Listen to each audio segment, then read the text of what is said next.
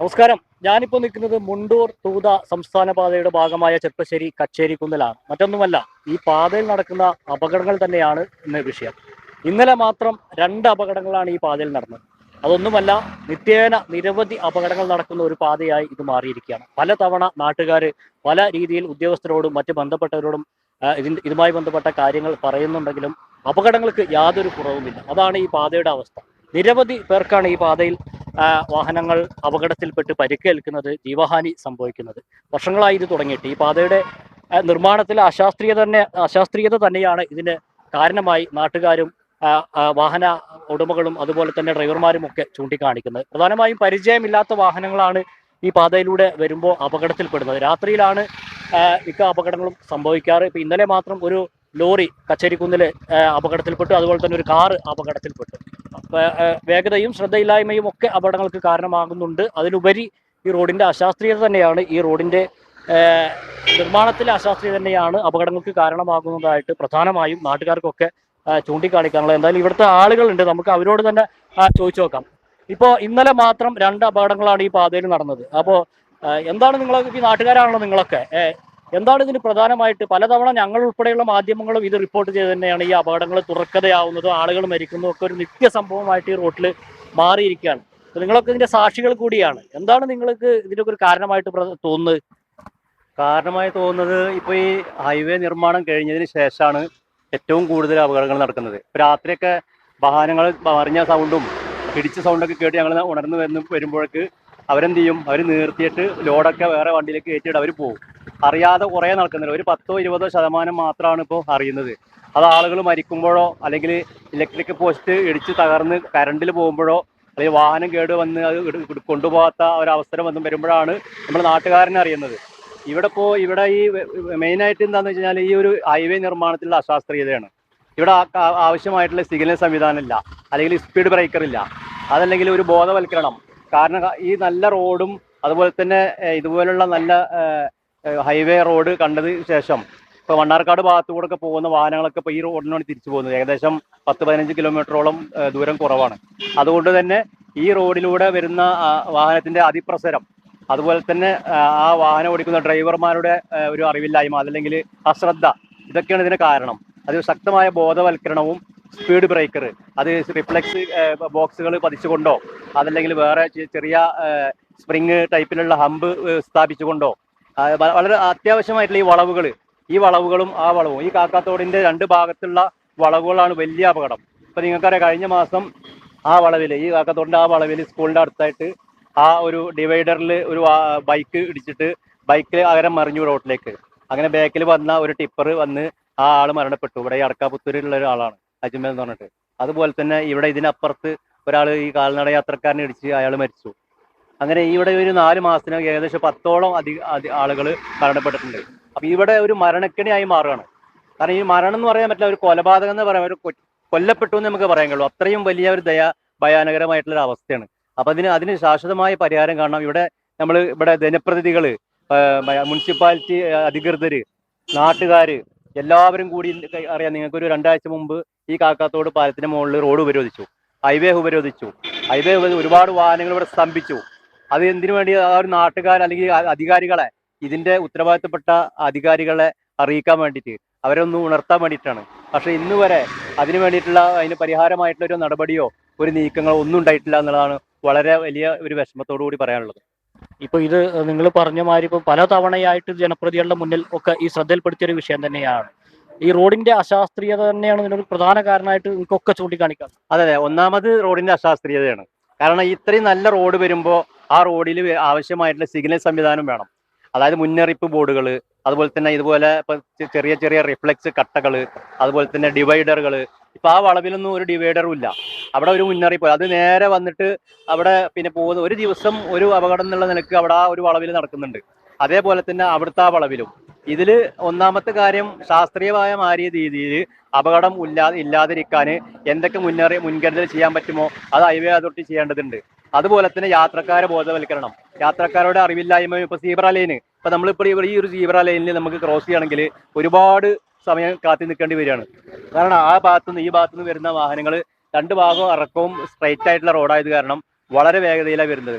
വാഹനത്തിന്റെ ആ ഒരു ഡ്രൈവർമാർക്ക് അതൊന്ന് സ്ലോ ആക്കി ചെയ്യാനോ ഒരു നിർത്തിത്തരാനുള്ള സാമാന്യ വിവരം പോലും ഇല്ലാത്ത ഒരു സാഹചര്യമാണ് ഇവിടെ ഉള്ളത്. അപ്പൊ അതിനൊക്കെ ഒരു മാറ്റം വരുത്തണമെങ്കിൽ ശക്തമായ രീതിയിൽ ബോധവൽക്കരണവും അതോടൊപ്പം ഈ റോഡിന്റെ ഈ ഒരു അത്യാവശ്യമായിട്ടുള്ള ഒരു എന്തൊക്കെ സാങ്കേതികമായി ചെയ്യാൻ പറ്റുമോ അത്തരത്തിലുള്ള ശാസ്ത്രീയപരമായിട്ടുള്ള ഒരു മുന്നറിയിപ്പുമായിട്ടുള്ള കാര്യങ്ങളാണ് ചെയ്യേണ്ടത്.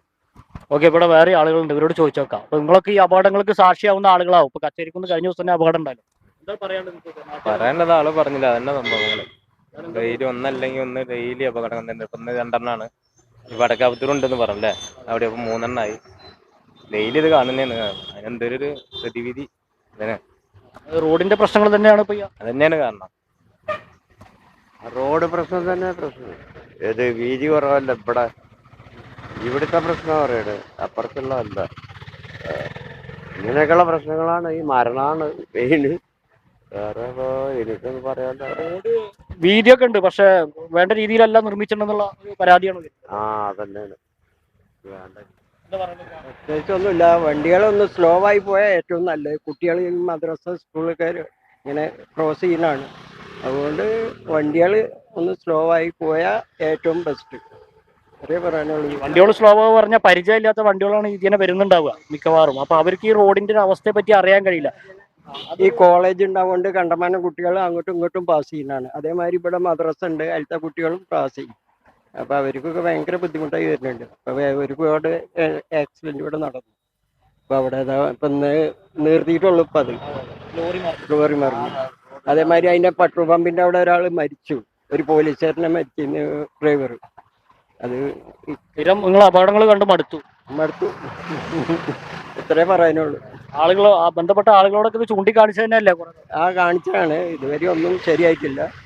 അപ്പൊ അത് ഏറ്റവും ബെസ്റ്റ് അതാണ്. കുട്ടികൾ ഭയങ്കര പ്രശ്നമായി വരുന്നുണ്ട്. കുട്ടികൾ നല്ല വണ്ടിയുടെ സൈഡിൽ കൂടെ പാസ് ചെയ്യുമ്പോൾ നല്ല തട്ടുന്നുണ്ട്. അപ്പൊ അതൊക്കെ തന്നെയാണ് നാട്ടുകാർക്ക് പറയാനുള്ളത്. ഇപ്പൊ ഒരുപാട് പ്രശ്നങ്ങൾ തന്നെയാണ്. ഇവിടെ ഒരാൾക്കുണ്ട്. നിങ്ങൾ നാട്ടുകാരനല്ലേ? എന്താണ് ഈ റോഡിന്റെ അവസ്ഥ പറ്റി പറയാനുള്ളത്? എന്താ പറയല്ലേ, നമ്മളെ റോഡ് എതിരാ പറഞ്ഞ ഇവിടെ ഇപ്പൊ ആ ഡിവൈഡർ ബോർഡ് വെക്കണം നല്ലതാണ്. 2 ഡിവൈഡർ ആ ബോർഡില്ലേ അത് വെച്ചാൽ ഒന്നുകൂടി നന്നാവും. കാരണം വണ്ടിയുടെ സ്പീഡ് കുറയും. അവിടുന്ന് ഉണ്ടാണെങ്കിൽ അവിടുന്ന് ഇറക്കാണ്, ഇവിടുന്ന് ഇറക്കാണ്. 2 ഇറക്കാകുമ്പോൾ സ്പീഡ് കൂടാണ്.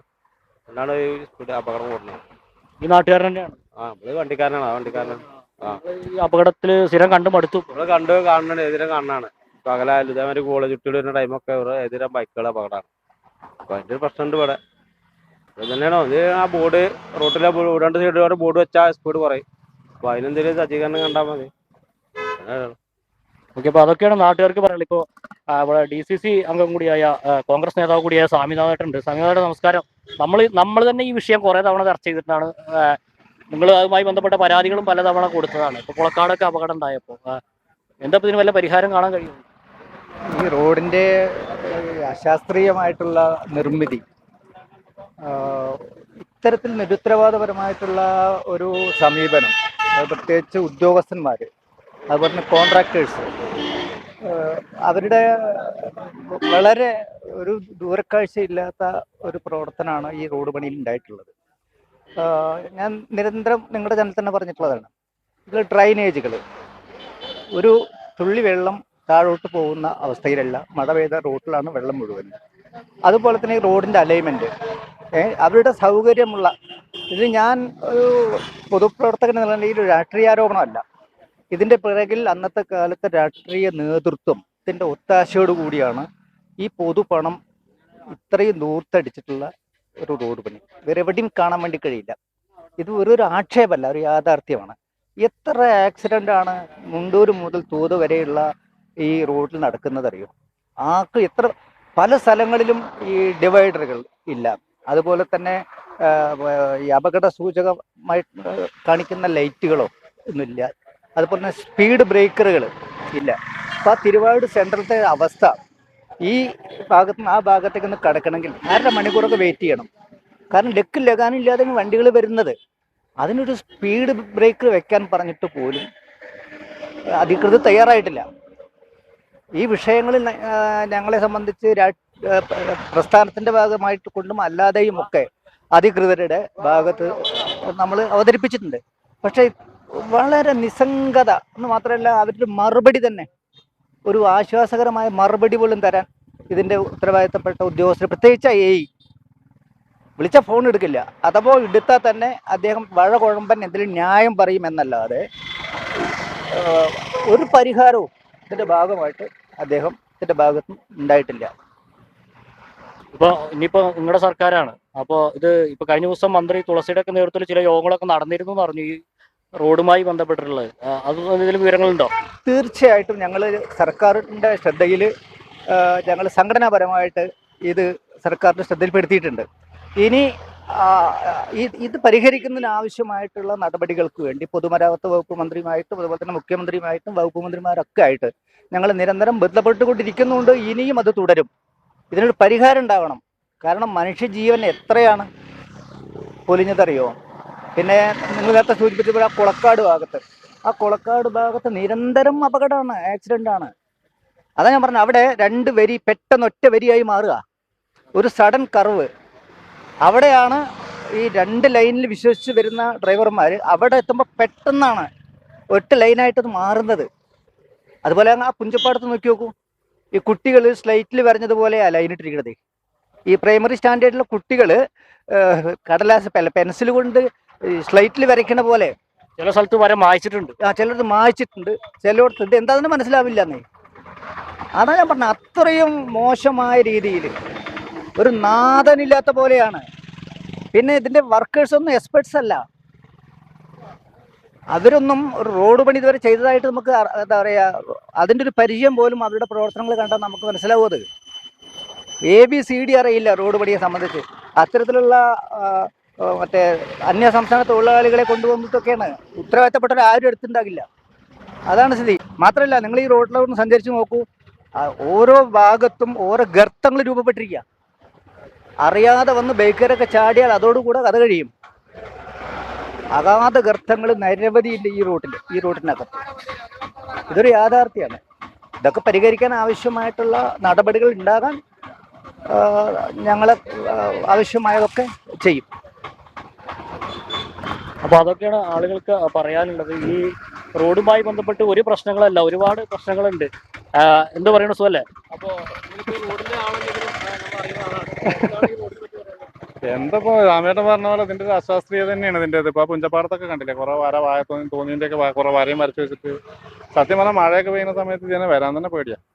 അപ്പൊ ഞാൻ ഇതിനെ പറ്റിയിട്ട് വാർത്ത ചെയ്യണം എന്നുള്ളൊരു ഇതിലായിരുന്നു. പിന്നെ അത് സമയം പറ്റിയില്ല. ആ സമയത്ത് ഇത് വളരെ സത്യങ്ങൾ ചെയ്യണം നല്ലൊരു കാര്യമാണ്. കാരണം ഞാൻ ഇതേമാതിരി പ്രതികരിക്കുന്ന ഒരാളായതുകൊണ്ട് ഇത് ചെയ്യണം നല്ലൊരു പ്രവൃത്തിയാണ്. കാരണം ഇത് ആളുകളിലേക്ക് എത്തിക്കേണ്ട ആവശ്യത്തിൽ കുറേ സ്ഥലങ്ങളിൽ ഇതേപോലെ ഇപ്പൊ പുഞ്ചപ്പാടൊന്നും കണ്ട ഏത് കൂടെ വണ്ടി പോകുന്നുണ്ട്. ശരിക്കും ഈ ഒരു സെന്ററിൽ എന്തിനാ ഈ വര കൊടുത്തിട്ടുണ്ടെന്ന് തന്നെ അറിയില്ല. കാരണം എന്താ വെച്ചാൽ നമുക്ക് കൃത്യമായിട്ട് ഇപ്പഴത്തേക്ക് ഒരു വണ്ടി പോരാനുള്ള സൗകര്യമോ, ഇപ്പൊ പല സ്ഥലത്തും പാമ്പേര വിഴുങ്ങിയുള്ള ഇതാണ് കാണുന്നത്. ഏറ്റവും ഇതിനേക്കാൾ അപകടം പിടിച്ച സ്ഥലമാണ് പുഞ്ചപ്പാടം. ശരിക്കും അതും കൂടി ഒന്ന് വീഡിയോ നിങ്ങളുടെ ചാനലും കൂടി ആയിരുന്നു. ഞാൻ പിന്നെ ഒരു യൂട്യൂബറാണ്, നിങ്ങളുടെ ചാനലും കൂടി ആയതുകൊണ്ട് ശരിക്കും അതും കൂടി ചെയ്യണം. കാരണം അവിടെ ഒരിക്കലും ഒരു മനുഷ്യനെ അവിടെ എന്താ കാട്ടിക്കൂട്ടിയെന്നൊന്നും ഒരു പിടിയില്ല.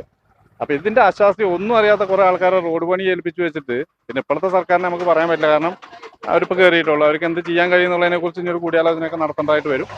അതെന്തായാലും ഈ ചെയ്ത സർക്കാരുകൾ എന്തായാലും പത്തോളം കാട്ടിക്കൂട്ടിയ പണികൾ ആളുകൾക്ക് കാണുമ്പോൾ നല്ല റോഡ് പ്രശ്നത്തിൽ കൂടെ വണ്ടി ഓടിക്കണമെങ്കിൽ പേടിച്ചിട്ടല്ലാതെ വണ്ടി ഓടിക്കാൻ കഴിയില്ല. അതാണ് അതിൻ്റെ ഒരു സത്യം. അപ്പോൾ എന്തായാലും ഞാൻ ആദ്യം ചെയ്യണത് നിങ്ങളിത് കണ്ടപ്പോൾ കണ്ടപ്പോൾ ഞാൻ ഈ ഒരു മേഖലയിലുള്ള ആളായതുകൊണ്ട് എനിക്ക് ഭയങ്കര സന്തോഷം തോന്നി. കാരണം നല്ല പ്രവൃത്തിയാണ്. ഇനി പുഞ്ചപ്പാടം കൂടി നിങ്ങൾ പറ്റുകയാണെങ്കിൽ അവിടെ നിന്ന് ജനങ്ങളത് കാട്ടി കൊടുക്കണം. കാരണം ഇങ്ങനെ വൃത്തികെട്ട രീതിയിൽ കുറേ ഭാര്യയും മരിച്ചു വെച്ചിട്ട് എന്താ അവിടെ എന്ത് റോഡാ അത്? ഇത് സംസ്ഥാന പാത, അതൊക്കെ എന്ത് പാതയാണത്? ഒന്നും മനസ്സിലാവണില്ല. അപ്പോൾ ഇതൊക്കെ ഒരു വൃത്തികെട്ട ഈ രീതിയിലുള്ള സംഭവമൊക്കെ അഴിമതി തന്നെയാണ് ഇതിന്റെ പ്രധാന ഇത്. കാരണം എന്താ വെച്ചാൽ എവിടെ കുറച്ച് കാശ് കൂടുതൽ കിട്ടുക വെച്ചാൽ അവന് കരാർ കൊടുക്കുന്ന ഏർപ്പാടൊക്കെ ഉള്ളതുകൊണ്ട് തന്നെ ഞാൻ സംഭവിച്ചിട്ടുള്ളത്. അപ്പോൾ എന്തായാലും ഇതിന് ഒരു മാറ്റങ്ങൾ മുഖേന ഈ ഒരു ചാനൽ മുഖേന വരുത്താൻ ഏതെങ്കിലും സർക്കാരിന് കഴിയുകയാണെന്നുണ്ടെങ്കിൽ വളരെ സന്തോഷം. പിന്നെ നിങ്ങൾക്ക് പേഴ്സണലായിട്ട് അറിയുന്ന ആളുകൾ കൂടി ആയതുകൊണ്ട് സന്തോഷം. അപ്പോൾ അതൊക്കെ തന്നെയാണ് ആളുകൾക്ക് പറയാനുള്ളത്. ഈ റോഡുമായി ബന്ധപ്പെട്ട് ഒരു പരാതിയല്ല, ഒരുപാട് പരാതികളാണ് ആളുകൾക്ക് പറയാനുള്ളത്. കാരണം പല ഭാഗത്തും പാമ്പ് ഇരവിഴുങ്ങിയ പോലെ, പേര് 4 വരി പാതയാണെങ്കിലും പല ഭാഗത്തും ഈ റോഡ് 2 വരി പാതയായിട്ട് മാറുകയാണ് പല ഭാഗത്ത് എത്തുമ്പോൾ. അതുപോലെ തന്നെ ഈ പല മാർക്കിങ്ങും റോഡ് എന്ന് പറയുന്നത് തെറ്റായ രീതിയിലാണ് മാർക്കിങ് ചെയ്തിട്ടുള്ളത്. പുഞ്ചപ്പാടം ഭാഗത്തൊക്കെ മാർക്കിങ് എന്ന് പറയുന്നത് ചില സ്ഥലത്ത് വര മായ്ച്ചിട്ടുണ്ട്. അപ്പോൾ ആളുകൾ കൺഫ്യൂഷൻ ആക്കുന്ന വിധമാണ് ഈ റോഡിന്റെ ഒരു ഘടന ഇപ്പോൾ വന്നിട്ടുള്ളത്. കാരണം അത് തന്നെയാണ് ഇതിലെ അപകടങ്ങൾക്ക് പ്രധാന കാരണം. പരിചയമില്ലാത്ത വാഹനങ്ങൾ ഈ വഴിയിലൂടെ വന്നാൽ അപകടം ഉറപ്പാണ്. വേഗത നിയന്ത്രിച്ച്, പ്രത്യേകിച്ച് മഴയൊക്കെ ഉള്ള സമയത്ത് ഒരു ദിവസം തന്നെ 10ഓളം അപകടങ്ങൾ ഈ പാതയിൽ ഉണ്ടായ സമയം ഞങ്ങൾ തന്നെ റിപ്പോർട്ട് ചെയ്തിട്ടുണ്ട്. അതിനെ അശാസ്ത്രീയമായി തന്നെയാണ് ഈ റോഡ് നിർമ്മിച്ചിട്ടുള്ളത്. അത് തന്നെയാണ് ഇതിന്റെ അപകടങ്ങൾക്ക് കാരണം. അത് തന്നെയാണ് ഇപ്പോൾ ഈ നാട്ടുകാരും പറയുന്നത്. എന്തായാലും ഇനി ഇപ്പോൾ സർക്കാർ മാറി, ഇനി വരുന്ന ഈ സർക്കാരെങ്കിലും ഈ കാര്യത്തിൽ ഇടപെട്ട് ഇതിനൊരു പരിഹാരം ഉണ്ടാക്കണമെന്ന് തന്നെയാണ് ജനങ്ങൾക്ക് പറയാനുള്ളത്.